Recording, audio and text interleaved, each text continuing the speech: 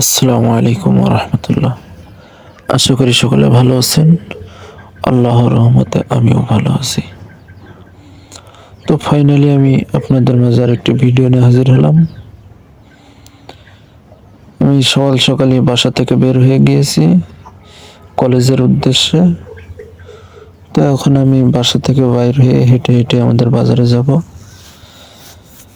বাজারে যাই, ওখান থেকে গাড়িতে উঠে আমাদের সেই চৌগাছা থানা চৌগাছা শহরে যাব। তো আমি প্রায় আমাদের বাজারের কাছে চলে এসেছি। এইটা আমাদের গ্রামের ব্রিজ, যে ব্রিজ দিয়ে আমাদের বাজার থেকে আমাদের গ্রামের ভিতরে ঢোকা হয়।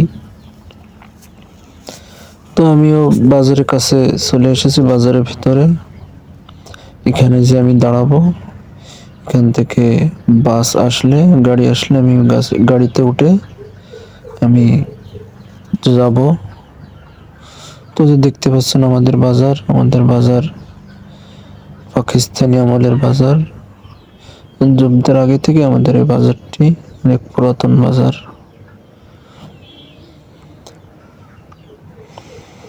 তো এখন গাড়ি আসলে আমি গাড়িতে উঠবো। উঠে যে গাড়িতে আমাদের চৌগাছা চলে এসেছে, আমি বাসে উঠছিলাম। বাসের ভিতরে আর ভিডিও করি নাই।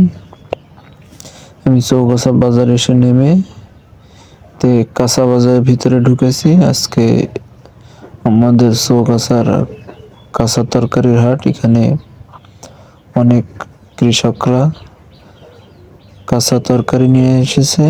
এই দেখতে পাচ্ছেন বহুত লোক অনেক তরকারি নিয়ে এসেছে বিভিন্ন রকম। আর এখন সবজির দাম কম, তরকারির দাম কম। দেখতে পাচ্ছেন যে অনেক তরকারি এসেছে, বিভিন্ন ধরনের সবজি। যে চাষি, যে কৃষক যে সবজি চাষ করেছে তাই নিয়ে এসেছে বাজারে। তো আমি এখান থেকে ঘুরে আমি কলেজের উদ্দেশ্যে রওনা দেব। এখানে বেশি আর দেরি করব না।